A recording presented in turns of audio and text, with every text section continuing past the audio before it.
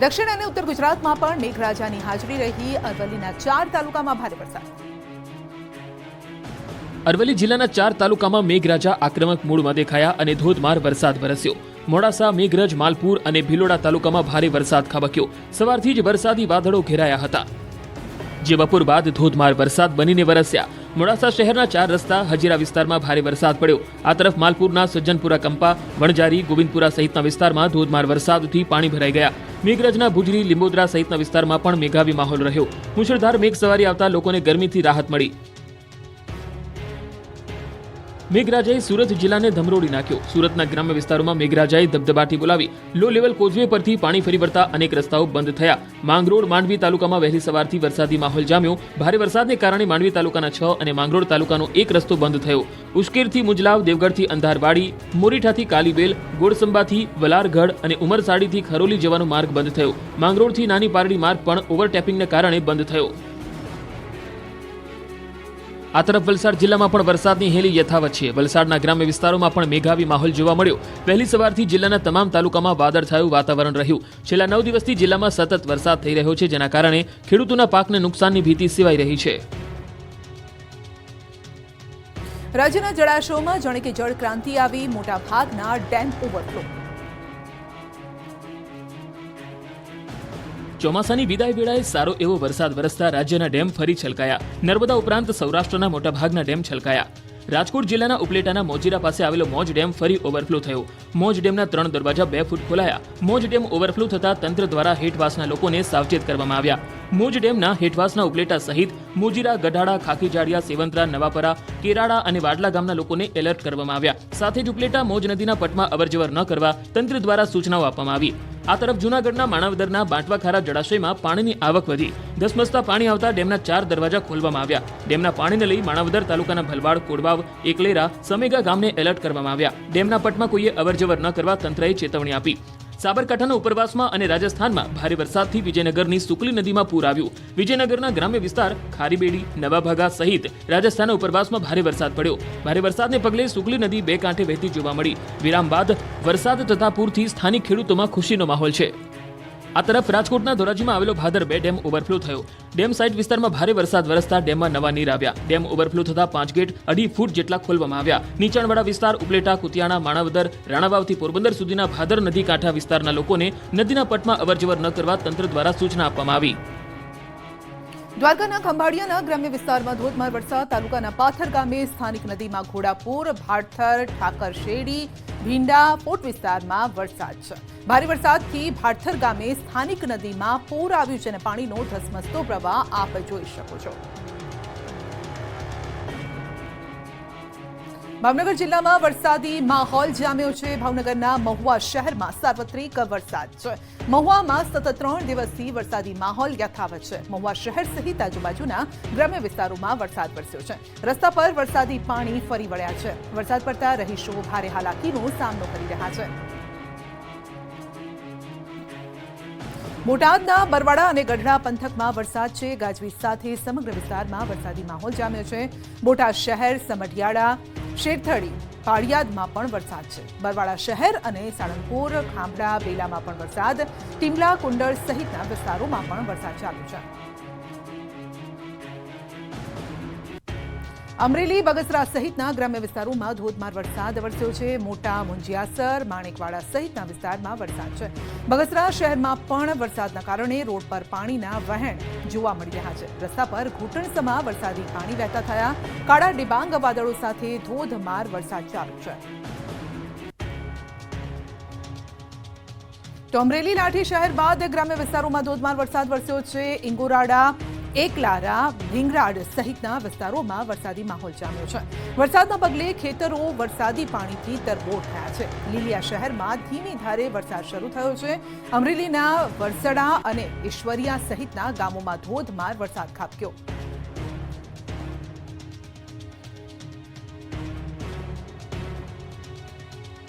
રાજ્યના અન્ય વિસ્તારોમાં પણ વરસાદી માહોલ યથાવત છે. રાજકોટ, ગોંડલમાં પણ ધોધમાર વરસાદ.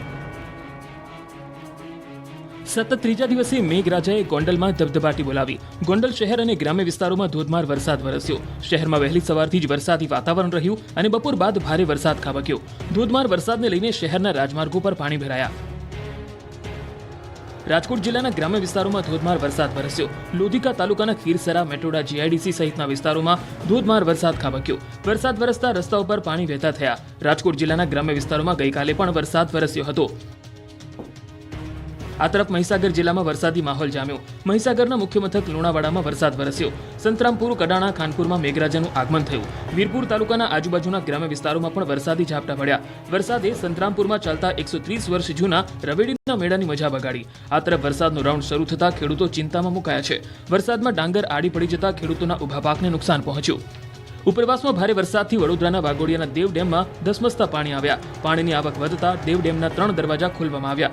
દેવ ડેમમાંથી દેવ નદીમાં પાણી છોડાતા વાઘોડિયા ડભોઈના નદી કિનારા પરના ગામોને સતર્ક રહેવા સૂચના અપાઈ. આગામી 24 કલાક રાજ્ય પર વરસાદી ખતરો છે અને હવામાન વિભાગે ભારેથી અતિ ભારે વરસાદની કરી છે આગાહી. રાજ્ય પર હજુ 24 કલાક ભારેથી અતિ ભારે વરસાદની આગાહી. ચોમાસાની વિદાયની ગણાઈ રહેલી ઘડીઓ વચ્ચે હજુ પણ ભારે વરસાદની આગાહી કરવામાં આવી છે. હવામાન વિભાગે જણાવ્યું કે રાજ્યના 5 જિલ્લાઓમાં અતિ ભારે વરસાદ ખાબકી શકે છે. સાથે જ 2 દિવસ ગુજરાતમાં થંડરસ્ટોર્મની પણ વોર્નિંગ છે. साउथ गुजरात के जो है कुछ डिस्ट्रिक्ट्स हैं जहाँ पे अगले 24 घंटों में वेरी हैवी रेनफॉल की भी होने की चांसेस है, जिसमें मुख्य तौर पे सूरत, तापी तथा नर्मदा है. और सौराष्ट्र में जो है 2 डिस्ट्रिक्ट्स हैं जिसमें अमरेली, भावनगर है, जिसमें हैवी से वेरी हैवी रेनफॉल होने की संभावना है अगले 24 घंटों में. અમરેલી, ભાવનગર, સુરત, તાપી, નર્મદામાં અતિ ભારે વરસાદની આગાહી કરવામાં આવી. જ્યારે જૂનાગઢ, ગીર સોમનાથ, રાજકોટ, બોટાદ, સુરેન્દ્રનગર, અમદાવાદ, વડોદરા, ભરૂચ, ખેડા, છોટાઉદેપુર, મહીસાગર, અરવલ્લી, દાહોદ, નવસારી, વલસાડ, ડાંગમાં ભારે વરસાદની આગાહી કરવામાં આવી. મહત્વનું છે કે આ વખતની ચોમાસાની સિઝનમાં રાજ્યના મોટાભાગના વિસ્તારોમાં સારો એવો વરસાદ વરસ્યો છે. હાલ ટ્રફ લાઇનના કારણે વરસાદ થઈ રહ્યો છે. આ ટ્રફ લાઇન ઉત્તર પૂર્વ અરબ સાગર સુધી લંબાયેલી છે. ચોમાસાના અંતિમ રાઉન્ડ તોફાની રહ્યો છે અને કેટલાય વિસ્તારોમાં નુકસાન પહોંચાડ્યું. વિદાય લેતા ચોમાસાએ જતા જતા ગુજરાતમાં સટાસટી બોલાવી. મેઘરાજાની બેટિંગથી કેટલાક વિસ્તારોમાં ખેડૂતોને ભારે નુકસાન પહોંચ્યું. બનાસકાંઠાના સરહદીય પંથક સુઈગામ અને વાવમાં તેજ પવન સાથે ખાબકેલા વરસાદે વિનાશ વેર્યો. ભારે પવન સાથે વરસાદ પડતા બાજરી તેમજ જુવારનો પાક જમીનદોસ્ત થઈ ગયો. તૈયાર પાક ઢળી પડતા ખેડૂતોને ભારે નુકસાન થયું. બાજરી અને જુવારના પાકનો સફાયો થઈ જતા પશુપાલકોમાં ભારે ચિંતા વ્યાપી ગઈ. સરહદીય પંથકમાં ભારે પવન સાથે વરસાદ પડતા ખેડૂતોના ઊભા પાકને મોટા પાયે નુકસાન થયું હોય એવા દ્રશ્યો સામે આવ્યા. આ તરફ વડોદરામાં 25મી સપ્ટેમ્બરે રાત્રે ફૂંકાયેલા મિની વાવાઝોડાની તારાજીના દ્રશ્યો સામે આવી રહ્યા છે. જિલ્લાના શિનોરમાં મોટા ફોફડિયા ગામમાં ખેતરોમાં ઊભા પાકને નુકસાન પહોંચ્યું. ભારે પવનથી ગામના ખેતરમાં ઊભો કેળનો પાક જમીનદોસ્ત થઈ ગયો. મિની વાવાઝોડાના તેજ પવનથી તૈયાર પાક નષ્ટ થઈ ગયો. આ વિસ્તારમાં 20 વીઘા જમીનમાં તૈયાર કેળનો પાક નિષ્ફળ જતો રહ્યો છે. ખેડૂતોના મતે મોટા ફોફડિયા ગામમાં અંદાજે 9 થી 10 ખેડૂતોએ કેળના પાકનું વાવેતર કર્યું હતું અને વીઘા દીઠ 40 થી 50 હજારનો ખર્ચ કરાયો હતો. ખેડૂતો હવે સરકાર પાસે વળતરની આશા રાખી રહ્યા છે. આ તરફ સુરેન્દ્રનગરના લીંબડી તાલુકામાં પડેલા ભારે વરસાદે લોકોની હાલાકી વધારી. શિયાળી અને ઘાઘરેટિયા ગામ વચ્ચેના મુખ્ય ભોગાવો નદીના કોઝવે ઉપર વરસાદી પાણી ભરાઈ ગયા. જોકે પાણીના પ્રવાહ વચ્ચે પણ લોકો જીવના જોખમે અવરજવર કરતા નજરે પડ્યા. શિયાળી, રોજાસર, ભગવાનપર, રાણાગઢ સહિતના ગ્રામજનોને રસ્તા પર પાણી ફરી વળતા મુશ્કેલી ભોગવવાનો વારો આવ્યો. રસ્તા પર પાણી ફરી વળતા અંદાજે 8 થી વધુ ગામના લોકો સહિત વાહન ચાલકો પર મુશ્કેલી આવી પડી. મહેસાણા જિલ્લામાં સાંજના સમયે વાતાવરણમાં પલટો જોવા મળ્યો. જિલ્લાના વાતાવરણમાં સતત ત્રીજા દિવસે વરસાદી માહોલ છવાયો છે. સતત ત્રીજા દિવસે વરસાદની રમઝટ પણ છે. તો મહેસાણા, ઊંઝા સહિતના વિસ્તારમાં ભારે વરસાદ વરસ્યો, જેના કારણે રસ્તા પર નદી વહેતી થઈ.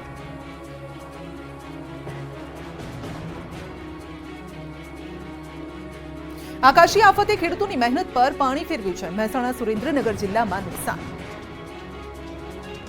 વરસાદે યુટર્ન લેતા ખેડૂતોના ઊભા પાક પર મોટો ખતરો આવ્યો. મહેસાણામાં 2 દિવસ સમી સાંજે ભારે પવન સાથે વરસાદ ખાબક્યો. ભારે પવન સાથે વરસાદ વરસતા ખેડૂતોએ વાવેલા પાકને મોટા પાયે નુકસાન પહોંચ્યું. ભારે પવનને લઈ કપાસ, બાજરી સહિતના પાકને મોટું નુકસાન થયું. દ્રશ્યમાં જોઈ શકાય છે કે કપાસના પાકમાં પાણી ફરી વળ્યા છે, તો બીજી તરફ બાજરીના પાકને પણ નુકસાન પહોંચ્યું. આકાશી આફતને કારણે થયેલા નુકસાનનો સર્વે કરીને સહાય આપવાની ખેડૂતોએ માંગ કરી છે. આ તરફ સુરેન્દ્રનગર જિલ્લામાં પણ વિદાય વખતે જ ચોમાસાએ જોર પકડ્યું. હવેનો વરસાદ ખેડૂતો માટે કહેર બનીને ત્રાટકી રહ્યો છે. સુરેન્દ્રનગર જિલ્લામાં ચાલુ વર્ષે કપાસ, મગફળી, તુવેર, એરંડા સહિતના પાકનું વાવેતર કર્યું હતું, જેમાં સૌથી વધુ કપાસનું 4 લાખ હેક્ટર જમીનમાં વાવેતર કરવામાં આવ્યું હતું. પરંતુ અગાઉ જન્માષ્ટમી સમયે અતિ ભારે વરસાદના કારણે ખેડૂતોને મોટું નુકસાન થયું. હવે ફરી વરસાદી માહોલ સર્જાતા ખેડૂતો પર પડતા પર પાટું સમાન ઘાટ ઘડાયો છે. કપાસનો પાક હાલ વીણવાની સિઝન હતી એવા સમયે જ વરસાદ થતા સમગ્ર કપાસનો ફાલ નષ્ટ થઈ ગયો અને ખેડૂતોના મોઢા સુધી આવેલો કોળિયો છીનવાઈ ગયો. છોટાઉદેપુરના અંતરિયાળ વિસ્તારોમાં ધોધમાર અને મુશળધાર મુશ્કેલી, નાળું ધોવાઈ જતા જોખમી દ્રશ્યો સામે આવ્યા. ધસમસતા પાણીમાં જીવના જોખમે પસાર થતા આ ભૂલકાઓ, આ દ્રશ્ય જે તમે જોઈ રહ્યા છો તેમાં શાળાના બાળકો તેમજ ગ્રામજનો જીવના જોખમે પસાર થઈ રહ્યા છે. પાણીના ધસમસતા પ્રવાહમાંથી એકબીજાના સહારે હાથ પકડી પાડી પરથી પસાર થઈ રહ્યા છે. ભેંસો ગળાડૂબ પાણીમાંથી પસાર થતી નજરે પડી. આ વિડીયો છે છોટાઉદેપુર જિલ્લાના નસવાડી તાલુકાનો, જ્યાં ભારે વરસાદ પડતા 2 માસ પહેલા બનાવેલ નાળું ધોવાઈ ગયું હતું, જેનો ભોગ સ્થાનિકો બન્યા છે. નાળું ધોવાતા નસવાડી તાલુકાનું ચુનાખાણ ગામના લોકો ધસમસતા પાણીના પ્રવાહમાંથી જીવના જોખમે પસાર થઈ રહ્યા છે. વરસાદમાં જ્યારે પાણી ભરાઈ જાય છે ત્યારે સ્થાનિકો તેમજ બાળકો નાની પાડી પરથી પસાર થવા મજબૂર બને છે. જ્યારે કોતરમાં વરસાદી પાણી આવે ત્યારે ગામના લોકોને સામે પાર જવામાં તકલીફ વેઠવી પડે છે. પશુપાલકો સામે કિનારે દૂધ ભરવા જઈ શકતા નથી. બાળકોને સ્કૂલે જવું મુશ્કેલ બને છે. સામે કિનારે આવેલ ખેતરોમાં ખેડૂતો ખેતી કરવા જઈ શકતા નથી. અને ખાસ કોઈ બીમાર કે સગર્ભા મહિલાને હોસ્પિટલ કેમ લઈ જવી તે એક સવાલ ગામ લોકો માટે ઊભો થાય છે. ગામ લોકોની મજબૂરી છે કે આ સિવાય અન્ય કોઈ માર્ગ પણ નથી. આ એક જ કોતરવાળો માર્ગ છે જેના પરથી પસાર થવું પડે છે. ત્યારે ગામ લોકો નાળું બનાવી આપવા તંત્ર પાસે માંગ કરી રહ્યા છે. ગોધરા શહેરમાંથી પસાર થતા અમદાવાદ ઇન્દોર હાઈવે પર વરસાદી પાણી ભરાયા. ગોધરાના વાવડી બોગઝર્ગમાં સામાન્ય વરસાદમાં જ ઢીચણસમાં પાણી ભરાયા છે. વરસાદી પાણીના નિકાલ માટે અહીં ડિવાઈડર તોડી અને ગટર ખોદવામાં આવી છે અને આ ઊંડી ગટરમાં પાઇપલાઇન નાખવામાં આવી નથી કે ખોદકામ સ્થળે કોઈ સૂચક સાઇન બોર્ડ પણ મૂકવામાં નથી આવ્યા, જેથી પાણી વચ્ચે કરાયેલા ખાડામાં વાહન ચાલકો પટકાઈ રહ્યા છે. તો દ્વિચક્રી વાહન ચાલકો ઇજાગ્રસ્ત પણ થઈ રહ્યા છે અને વહેલી તકે અહીં સમારકામ થાય તેવી માંગ ઉઠી છે.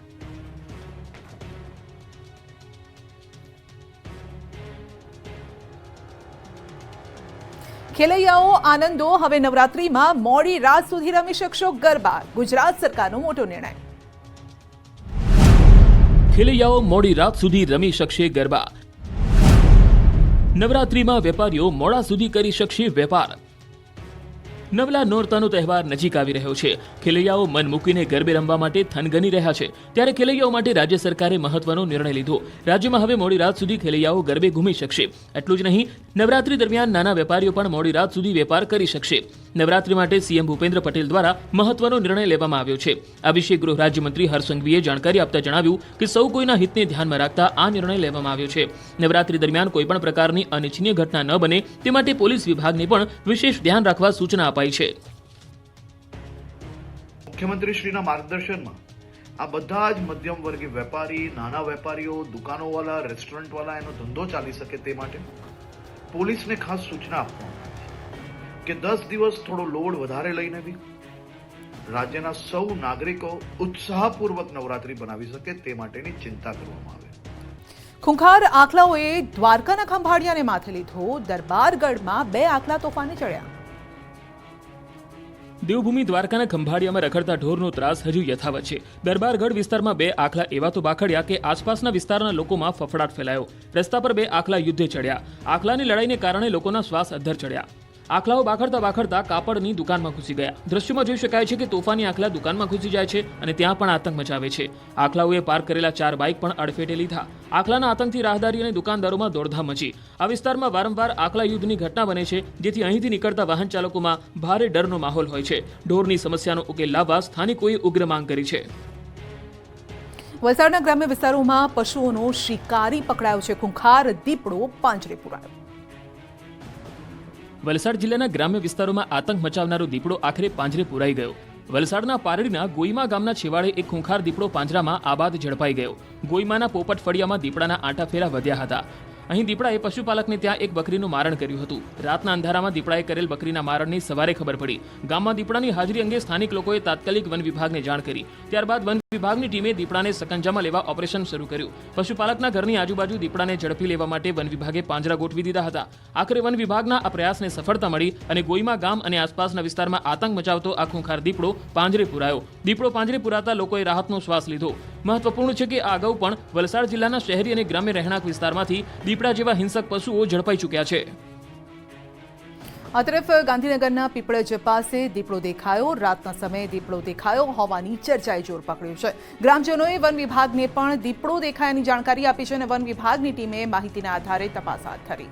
ગ્રામજનોના જણાવ્યા અનુસાર દીપડાના પગલાના નિશાન જોવા મળ્યા છે, જે આધારે વન વિભાગે તેને શોધવાની કામગીરી હાથ ધરી છે.